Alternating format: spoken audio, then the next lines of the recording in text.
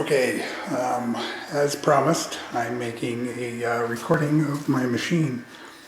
As you can see, it's in a pretty small area. I don't have a lot of room in here. And the lighting isn't the best, but I'll try and give you the best views that I can here. I couldn't find any other place to put the sticker, so since there's no other large surfaces on the machine, so I just stuck it on my electronics box. Give you a quick tour here, and then we'll load something up and cut. Over here is my vacuum dust separator. Down underneath is the vacuum. It connects right here to the dust separator. Here.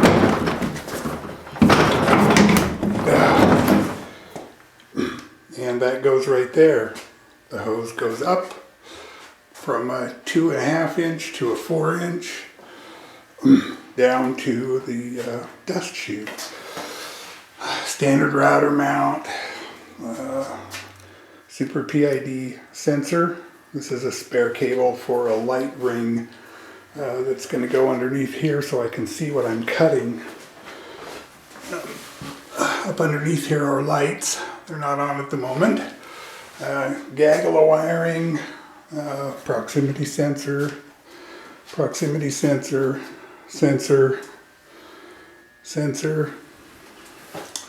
and then one way down there on the end. And then I also have a Z-axis sensor. And I'm going to show you how that works here in just a sec. Okay, recording again.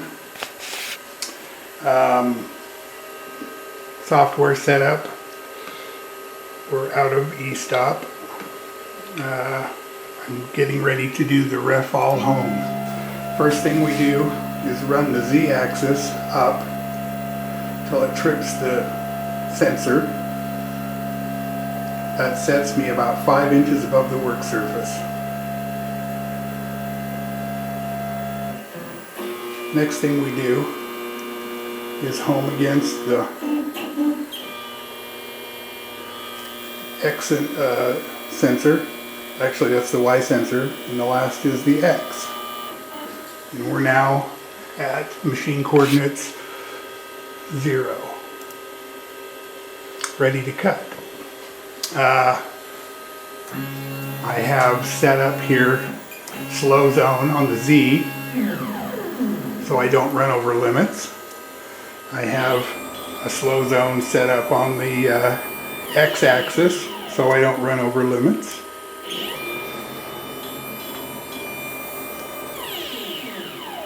And then of course the same on the Z. Now this motor, this setup will move faster than this if you set the acceleration and stuff up, but there's no point in doing that. The acceleration curve that came with the XML works fine. So you probably can't see the screen real well, but what I'm going to do is open one of the sample files and load up the gear that comes with Cut 2D and go ahead and load that up and cut it. And then you can see it actually run. Okay, I've mounted this. I didn't bring my tripod, so I'm going to have to do this kind of handheld. I've mounted this piece here. It's got a cutout on it from a fly cutter sample. So we come over here, and there are two parts to this gear. We're going to cut the inner pocket first. Load the G code. Hit cycle start, and we're waiting for a tool change. Hang on a minute. I just changed the tool. So now we come over here. We run our axis down so we can set our so we can set our 0 point. To do that, I have a switch. This came as part of a dual probe. You've probably seen it on CNC Zone. Auto tool 0. I do it twice just to make sure, because sometimes it misses and I don't really know why. And we're ready to go. Tool change ready.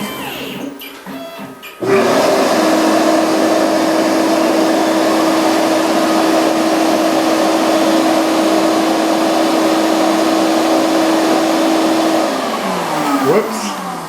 See what I mean? Sometimes it misses and I don't know why. So, it's probably because I forgot to put in offsets. That's what's wrong. Alright, finally I changed the bit. After doing something really stupid, I just broke 2 separate bits. I'm not happy about that, but my inexperience is what it is. So here we go.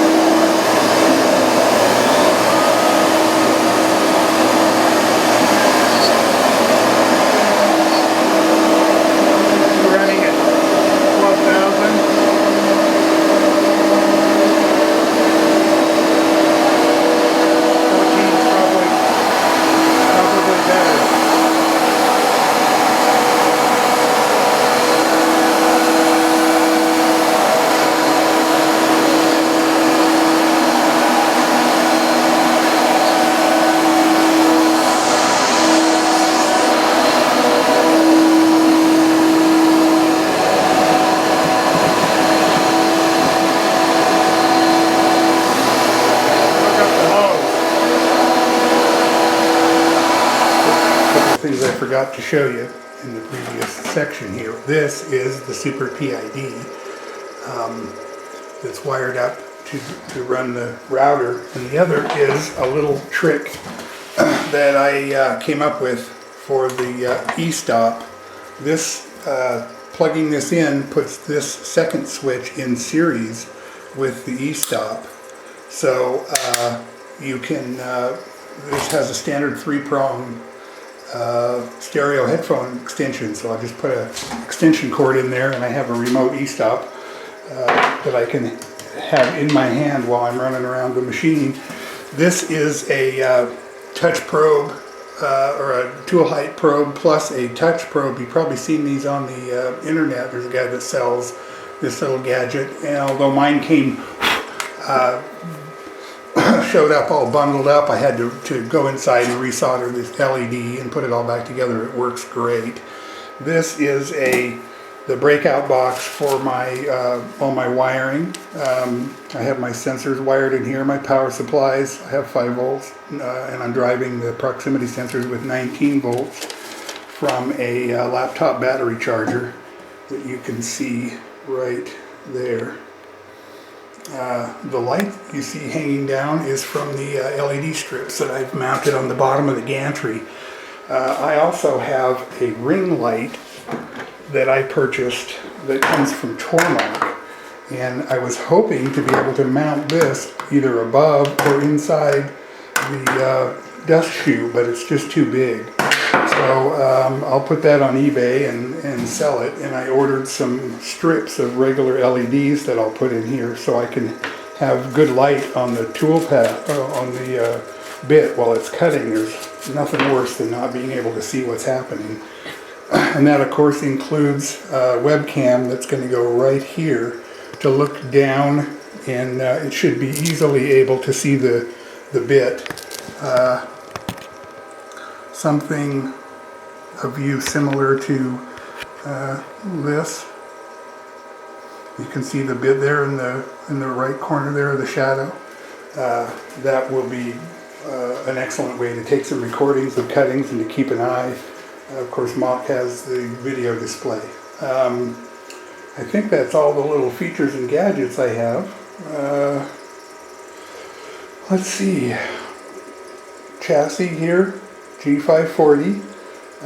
Inside that is a smooth stepper and a PMDX 108.